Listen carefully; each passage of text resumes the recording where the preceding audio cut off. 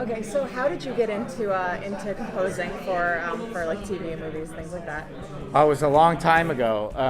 I started out just when I was a kid. I played like in garage bands. People ask me my early influences. It's like Led Zeppelin and Black Sabbath and Allman Brothers and Yes and Uriah Heep and all those crazy. But so I was playing rock and roll, and then I got a gig as a music director, and I started doing arrangements, and it's kind of a natural thing, a natural progression to start writing music, because when you're doing arrangements, you're kind of making up string parts. Like there didn't used to be a string part for this song, so I have to make something up.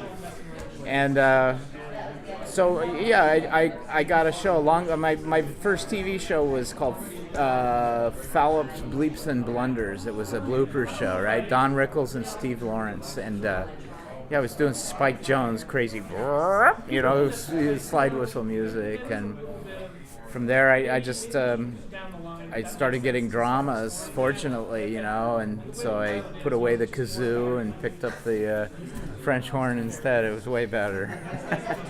So what are some of the differences between composing for something like that's sci-fi versus something that's more like drama?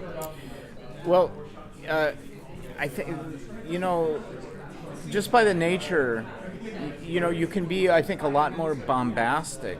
Like look at John Williams, what he did with Star Wars. You got dun dun dun dun dun. I mean, that's wow. Could you do that in an Al Pacino movie? Probably not, right? Well, maybe the one when he was in Florida. Maybe. Yeah, Scarface. Yeah, maybe. For sure, you can be bombastic in that movie. It's all about being bombastic. Yeah, but not quite in that way. Not in the space way, kind of. Right. Different instruments. Yeah, and it's so I think sci-fi, because there's so much of the imagination is employed in sci-fi, right? And there's so many other possibilities in terms of alternate realities and aliens and planets and all these things. So there's some really interesting music that you can write that's appropriate for that wouldn't be appropriate for anything else. Have you ever gotten any really bizarre notes from producers or directors? The really bizarre ones I can't tell you because I get fired. No, I mean,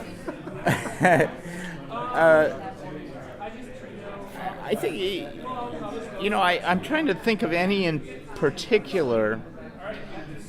I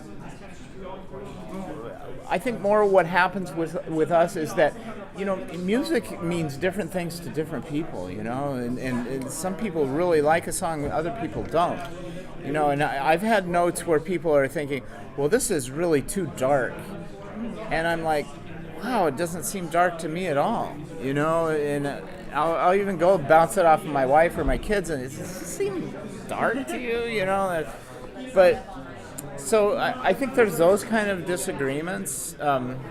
I did have a guy one time, we did a show, and the very beginning, this was a television show, the beginning of the show started on a star field, right? So we were mixing the show, and the guy, he was a network executive for one of the big studios. He goes, stop. He goes, we're in outer space, right? We're like, yeah. He goes, there's no sound in outer space. And we yeah. So, because he was... It's like, and so, this was after Star Wars had come out, but it's before I started doing Clone Wars, and I said, well, when the big spaceship comes in Star Wars, there's not like a loudspeaker there playing to justify the music, I mean, so yeah, that's a pretty weird one. I got a question. Now you kind of follow in the footsteps of John Williams, and I'm sure those are tough, shoes. Big shoes, yeah. How do you think Hans Zimmer felt following in the footsteps of John Williams scoring for the Man of Steel? Well, I think Hans did exactly what Hans always does, and he put his own imprint on it, and he said, and he made it his own, and Somebody just asked me if there was a film that I just thought really supported, where the music really, the score really supported it and didn't draw attention to itself, and I actually used the latest Superman movie as an example. I felt it was a fantastic score in terms of it did what a film score should do. It made you rock when the action was happening. It had nice lyrical moments when you needed lyrical moments. It was a quintessential film score in terms of not drawing attention to itself, and yet being fantastic. It was a very good score. So he went kind of anti, because John wrote this iconic melody, right? And when you do that, the music draws attention to itself in a way. So, Your opinion, from a composer standpoint, do you enjoy, I guess not from a composer standpoint, just from a fan, do you prefer what Hans did, or do you prefer something more melodic that can stand on its own like John Williams? I would put myself in the John Williams camp in terms of that's the way I write. I'm a melody guy. Having said that, you look at our zeitgeist, the current cultural trend is hum me the melody to Dark Knight. Right. Hum me the melody to anything, Well, I can't, just because that's what I follow. But I get what you're saying. Yeah, I wrote exactly what you're talking about. Yeah. It's very hard to distinguish. If you played Avengers, the theme of Avengers in this room right now, how many people would know that was from the Avengers? They wouldn't. They wouldn't. It doesn't separate itself.